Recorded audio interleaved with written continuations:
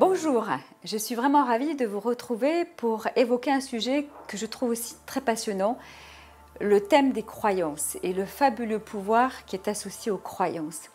Nous avons passé le cap de 2012 et c'est vrai que le monde entier vit une crise extraordinaire et qu'on s'inquiète de ce qu'il se passe. Et en fait, ce qu'il se passe, c'est que notre système de croyances est totalement remis en question. Il est important de se poser la question, qu'est-ce que c'est qu'une croyance? Il est vrai qu'il y a beaucoup de définitions en ce qui concerne les croyances, mais la plus adaptée et la plus juste est de se dire que la croyance est une vibration. Et que donc au cœur de ces vibrations, il y a différentes fréquences. On ne peut pas dire qu'il y a des milliers de croyances, il y a simplement des croyances qui sont élévatrices et des croyances qui sont limitantes. Donc une croyance est un processus vibratoire qui crée une réalité. Donc quand on prend le rôle d'une croyance, la croyance avant tout crée. C'est un pouvoir créateur. Et donc il est important de savoir et de voir en nous comment je me suis construit, combien j'ai de croyances limitantes en moi, de façon consciente et inconsciente, et combien il y a en moi de croyances épanouissantes et qui me portent vers un autre niveau. La crise mondiale, elle touche tous les pays du monde et chacun d'entre nous individuellement. Et cette crise qu'on nous dit économique, qu'on nous dit politique, qu'on nous dit sociale, qu'on nous dit éducative, médicale, en fait et essentiellement est une crise de croyance. Notre système de croyance s'effondre. Il s'effondre parce qu'il n'a jamais rendu l'homme heureux, parce qu'il est limité et qu'il se base sur une ignorance de fond. Quand on parle de crise de croyance, on parle aussi de crise émotionnelle.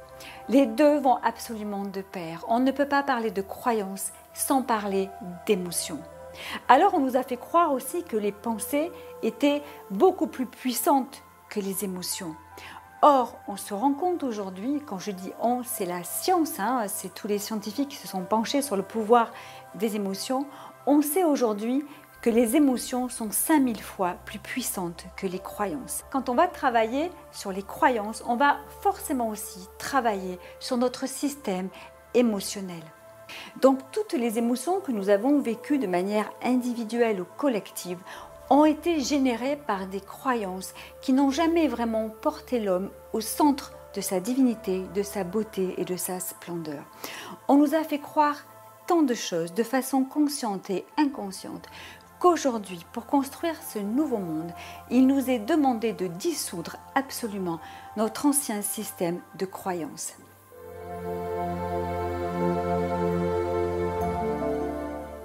Mais revenons sur la notion de croyance consciente et inconsciente.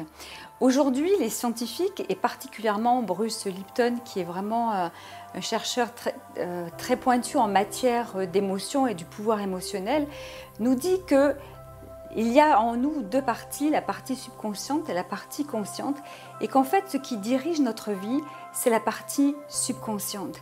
Il nous dit que 90% de notre vibration inconsciente crée notre réalité. Ça veut dire que la partie consciente qui reste, qui est de 10 voire 5%, va devoir jouer un rôle incroyable pour dissoudre justement tout ce qui est lové dans ce subconscient et qui continue à être un petit peu le maître de notre réalité. Donc il est important d'aller chercher en soi tout ce processus émotionnel qui va être un GPS de taille pour comprendre quelle est la croyance qui est derrière, qui se cache derrière et qui est à la source d'émotions qui me rendent en colère, frustré, limité, malheureux. C'est un travail de dentelle, un travail génial. C'est un travail en fait qui est une chance, qui est une opportunité de profonde guérison et d'éveil extraordinaire.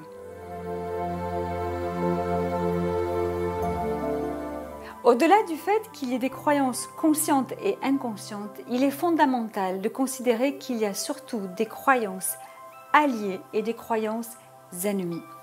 Et la plupart du temps, nous sommes dirigés et contrôlés par nos croyances ennemies. Et ces croyances ennemies viennent essentiellement de l'ignorance. On ne nous a pas appris tout cela. Donc on s'est construit sur une base de données où les croyances étaient très limitées et absolument erronées.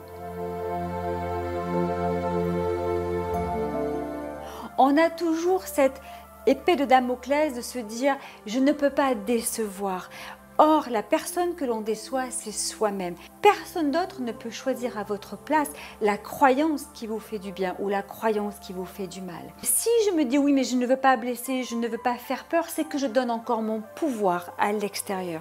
Je donne encore mon pouvoir à l'environnement. Je suis mon propre pouvoir créateur et je dois revisiter pour cela tout ce qui me construit, tout ce que je pense, tout ce que je crois, les opinions à laquelle je m'accroche. Il n'est pas important d'aller confronter ses croyances aux autres. Il est important d'aller confronter ses propres croyances à soi-même. Donc, se détacher des autres, c'est déjà prendre le temps, et le temps est précieux.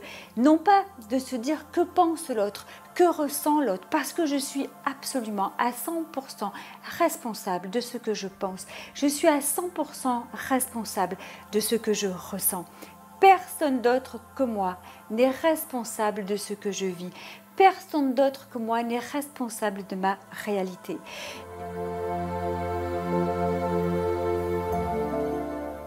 Afin de bien comprendre quelle est la croyance qui me limite, il y a une question fondamentale qu'il faut se poser. C'est qu'est-ce que je ressens? C'est vrai que je vous ai souvent dit, on attire à soi non pas ce que je veux, mais ce que je suis. Et cette phrase est incomplète parce qu'il faut la compléter par qu'est-ce que je ressens? J'attire à moi ce que je suis et j'attire à moi ce que je ressens. On sait aujourd'hui que les émotions sont 5000 fois plus puissantes que mon système de pensée. Donc il va être fondamental d'aller visiter aussi ce processus émotionnel, d'être à l'écoute des émotions qui m'animent, les belles et les moins belles, pour corriger, calibrer la pensée, la croyance qui, elle, doit m'amener à des sentiments beaucoup plus agréables.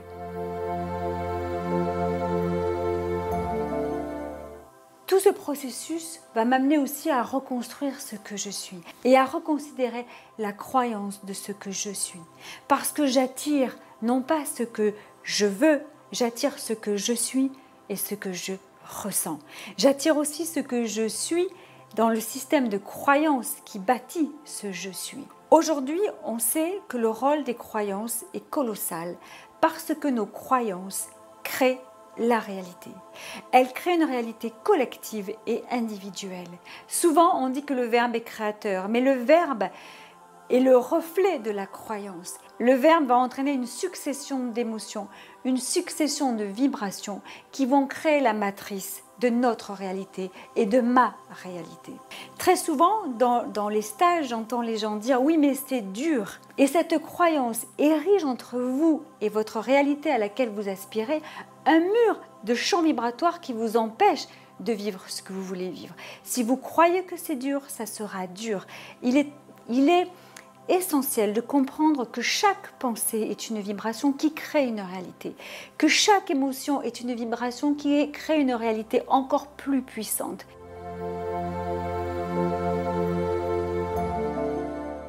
Il est vrai que je parle souvent de liberté et personne d'autre que vous ne peut vous dire ce que vous devez choisir de croire et de penser. Et ça, c'est une liberté extraordinaire. Même s'il y a des propagandes de tous les côtés, même si on est bombardé de vérités atrophiantes, vous détenez absolument la capacité de choisir vos croyances. Et personne d'autre que vous n'a ce pouvoir-là. Donc revisitez vos croyances et ne laissez personne influencer votre champ de croyances, surtout si ces croyances vont vous impacter émotionnellement. Adhérez aux croyances qui vous font du bien. Entourez-vous de gens dont les croyances vous élèvent.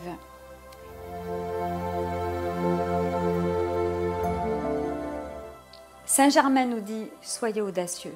Soyez audacieux dans votre vérité. Soyez audacieux, soyez fous. Un sage n'est pas vraiment sage s'il n'a pas en lui un peu de folie. Et cette folie, c'est de faire péter vos vieilles croyances pour vraiment vous approprier les croyances qui vont absolument vous rendre heureux. Vous méritez le bonheur plus que jamais. Vous méritez que tout soit facile plus que jamais. Merci pour votre écoute. Merci pour votre travail de lumière. Il est très précieux. À très bientôt.